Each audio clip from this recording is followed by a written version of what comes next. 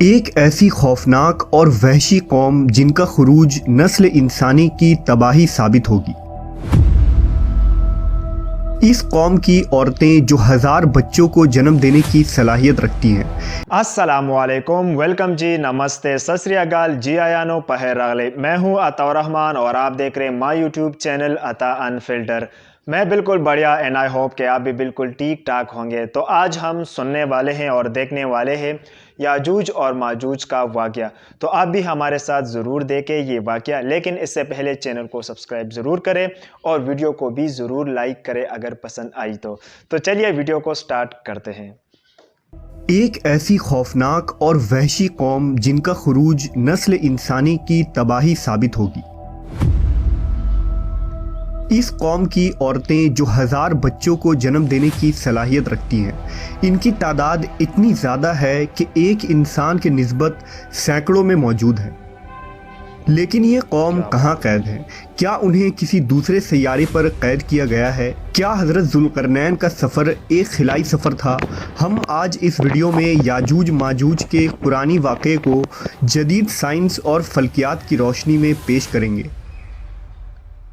ذوالقرنین اللہ کے ایک نیک بندے اور بادشاہ تھے جنہیں دنیا کے بڑے حصے پر حکومت عطا کی گئی تھی۔ قرآن مجید میں ذوالقرنین کے 3 سفروں کا حال بیان ہوا ہے۔ یہ سفر انتہائی عجیب اور عبرت خیز ہے۔ آپ کا پہلا سفر مغرب کے جانب تھا جس کا مقصد آب حیات کو تلاش کرنا تھا، لیکن آپ اس میں ناکام رہے۔ آپ نے دوسرا سفر مشرق کی طرف کیا جہاں سورج طلوع ہو رہا تھا، جہاں آپ نے ایک خانہ بدوش اور غیر مہذب قوم کی مدد کی۔ تیسرا اور سب سے عجیب و غریب سفر شمال کی جانب تھا۔ اس سفر کے دوران آپ ایک مقام پر پہنچے جس کا نام سدین یعنی 2 پہاڑوں کے درمیان کی جگہ تھی۔ یہاں ایک قوم آباد تھی جو ایسی زبان بولتی تھی جو سمجھ سے بالاتر تھی۔ ان لوگوں کے ساتھ آپ نے اشاروں میں بات کیا۔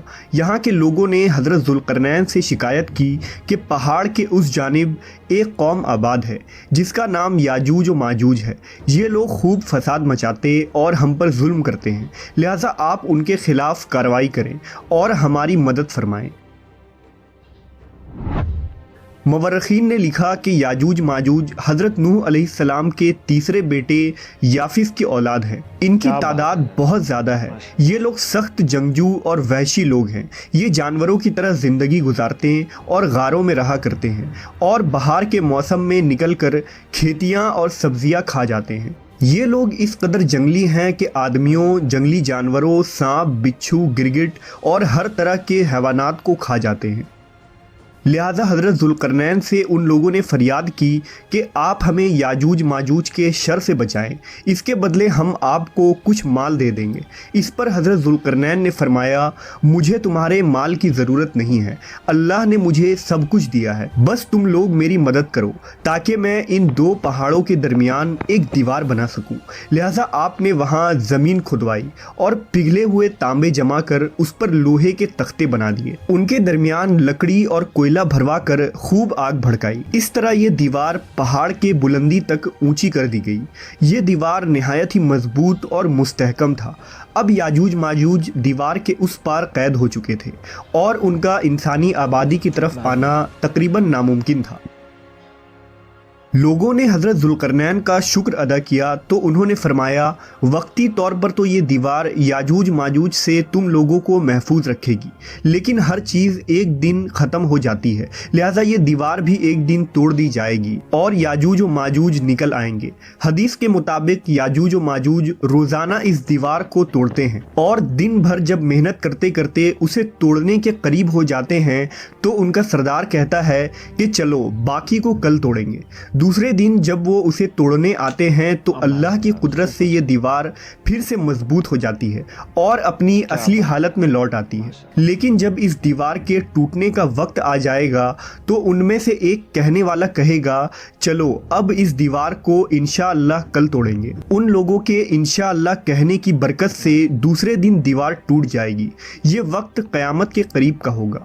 دیوار ٹوٹنے کے بعد یاجوج ماجوج نکل پڑیں گے اور زمین میں ہر طرف فتنہ و فساد مچائیں گے، چشموں اور تالابوں کا پانی پی جائیں گے، جانوروں اور درختوں کو کھا لیں گے اور زمین کے ہر بلندی اور وادیوں میں دوڑتے پھریں گے۔ याजूज माजूज कौन हैं और वो दीवार आज कहाँ मौजूद है, इसके मुताल्लिक हर ज़माने में उलमा व मुहक्किकीन के अलग अलग राय और तावीलात मौजूद हैं और इसमें इख्तिलाफ़ कसीर है। पहला नज़रिया ये है कि तातार और मंगोल याजूज व माजूज थे जो 11वीं सदी में इस्लामी ममालिक पर हमला आवर हुए और खूब तबाही मचाई। दूसरी राय ये है कि यूरोपीय और अमरीकी अक़वाम ही याजूज व माजूज हैं, क्योंकि ईसाई लिटरेचर में भी उन्हें गोग एंड मैगोग की नस्ल से जोड़ा गया है, जिन्होंने 18वीं सदी में दुनिया के मुख्तलिफ हिस्सों पर कब्ज़ा किया और खूब लूट मार की। तीसरा नज़रिया ये है कि तुर्क कौम ही याजूज माजूज की औलाद हैं, जिन्होंने अहद वस्ता में पूरे वस्त एशिया पर अपनी हुकूमतें कायम की। लेकिन अब सवाल ये उठता है कि वो अजीम और बुलंद दीवार कहाँ है जो हज़रत ज़ुल्करनैन ने याजूज माजूज से हिफाजत के लिए बनाई थी। लिहाजा मुख्तलिफ ममालिक में पाए जाने वाले तारीख़ी दीवारों और दर्रों को याजूज माजूज के उस दीवार से जोड़ा जाता रहा है, जिनमें दीवार चीन, दीवार कफ़काज़, जर्मनी का दीवार बर्लिन और रूस का दर्रे दारियाल शामिल है। लेकिन ये तमाम दीवार इतने मजबूत नहीं हैं कि उन्हें तोड़ा ना जा सके और ना ही ये लोहे और तांबे पिलाए दीवार हैं।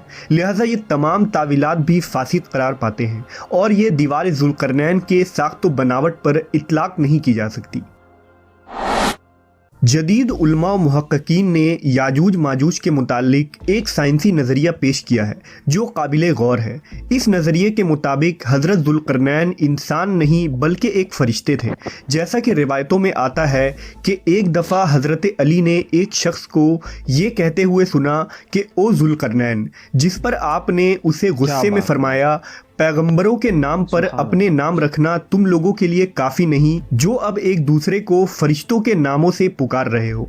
इस रिवायत से ये साफ होता है कि हज़रत ज़ुल्करनैन अलेक्जेंडर द ग्रेट या साइरस नहीं, जैसा कि कुछ लोग उसे इन दुनियावी बादशाहों से जोड़ते हैं, बल्कि वो एक फ़रिश्ते थे जो एक मखसूस काम के लिए मुकर्रर किए गए थे। सूरह कहफ की आयतों में लिखा है कि बेशक हमने उसे यानी ज़ुल्करनैन को ज़मीन पर हुक्मरानी दी थी और हमने उसे हर चीज़ समझने के लिए एक रास्ता दिया, तो वो एक रास्ते पर रवाना हुआ। इन आयात में लफ्ज़ सबबा को मुहक्किकीन ने आसमान पर जाने का रास्ता करार दिया है, जिस रास्ते पर चलकर ज़ुल्करनैन आसमानों पर गए थे। हज़रत ज़ुल्करनैन एक ऐसी मकाम पर पहुँचे थे जहाँ सूरज काले पानी में डूब रहा था, जबकि आज हम जानते हैं कि सूरज गुरूब नहीं होता बल्कि वो भी ज़मीन की तरह अपने मदार पर गर्दिश कर रहा है। ऐन मुमकिन है कि हज़रत ज़ुल्करनैन उस रास्ते पर चलते हुए ऐसी जगह पहुंच गए थे जहां सूरज गुरूब हो रहा था, जहां सूरज एक काले पानी में डूब रहा था।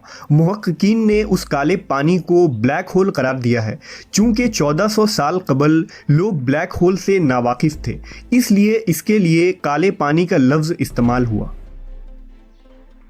हज़रत ज़ुल्करनैन के तीसरे सफ़र के मुतालिक ये ज़िक्र हुआ है कि वो एक ऐसे मकाम पर पहुँचे थे जहाँ 2 सद यानी रुकावट के बीच एक कौम आबाद थे। अब उन 2 सद के माने कदीम मवर्रखीन ने पहाड़ लिखा है, लेकिन जदीद ताबीर में उसे पहाड़ नहीं बल्कि नेब्यूला करार दिया जाता है, क्योंकि फ़ल्कियात में सद के माने किसी गैलेक्सी के गैस और गर्द गुब्बार का खत्ता होता है। यानी तीसरे सफ़र में हज़रत ज़ुल्करनैन एक नेब्यूला के दहाने पर पहुंच गए। ऐन मुमकिन है कि वहां आबाद लोग कोई इंसानी मखलूक नहीं बल्कि खिलाई मखलूक यानी एलियंस हों, जिन्होंने हज़रत ज़ुल्करनैन से ये दरख्वास्त की कि वो एक बैरियर बना दे ताकि वो याजूज माजूज से महफूज हो जाएं। जिसकी दलील ये है कि इस आयत में लफ्ज़ अर्ज़ ज़िक्र हुआ है, जिसके माने सिर्फ ज़मीन नहीं बल्कि कायनात में मौजूद मुख्तलिफ सैयारे भी होते हैं। कुरान मजीद में मुख्तलिफ मकामात पर 7 आसमानों और ज़मीनों का जिक्र हुआ है, लिहाजा यहाँ अर्ज़ से मुराद हमारी ज़मीन नहीं बल्कि इस कायनात की दूसरी ज़मीन है जहाँ इंसान नहीं बल्कि खिलाई मखलूक आबाद हैं।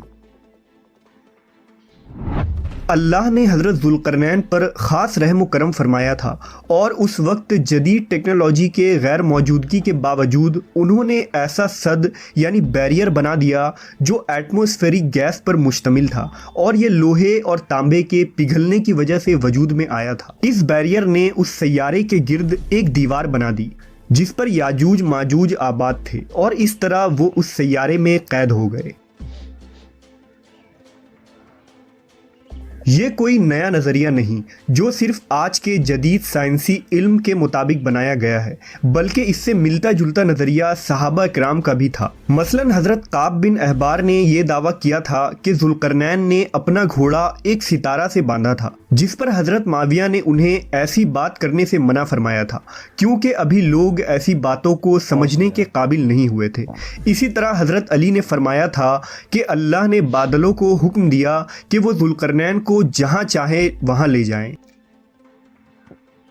मुख्तसर ये कि ज़ुल्करनैन का ये सफ़र न सिर्फ एक खिलाई सफ़र यानी स्पेस ट्रैवल था, बल्कि ये वक्त में भी एक सफ़र था। आज साइंस का यही नज़रिया है कि इस तरह के पोर्टल्स हो सकते हैं जिसके ज़रिया हम न सिर्फ खिला के दूसरे हिस्से में सफ़र कर सकते हैं, बल्कि वक्त में भी सफ़र मुमकिन है। ये ऐन मुमकिन है कि याजूज माजूज एलियंस हो जो किसी और प्लैनेट्स या डायमेंशन में कैद हों, क्योंकि हमारी ये दुनिया जिसकी आबादी आज अरबों तक पहुंच चुकी है, ऐसे में याजूज माजूज की इतनी बड़ी तादाद जो झीलों में मौजूद पानी तक को ख़त्म कर देंगी, उनका इस दुनिया में मौजूद होना मुमकिन नहीं है। नेज़ ये कि आज दुनिया के हर इलाके बर्र आज़म और जजीरों की दरियाफ्त हो चुकी है और अब दुनिया का कोई गोशा बाकी नहीं जहाँ तक इंसानों की रसाई नहीं। फिर ये कैसे मुमकिन हो सकता है कि इतनी बुलंद दीवार और उसमें कैद कौम को दरियाफ्त नहीं की जा सकी। माशाअल्लाह, सुभान अल्लाह, क्या बात है यार। मैंने पहले भी वीडियो में ज़िक्र किया था कि इस किस्म वीडियोस बनाने में बहुत ज़्यादा वक्त लगता है, बहुत ज़्यादा मेहनत करनी पड़ती है, लेकिन इस भाई का ये हैसियत है कि माशाअल्लाह ये कुरान और अहादीस की रोशनी में हर चीज़ को उन्होंने बयान किया है और बयान करता है।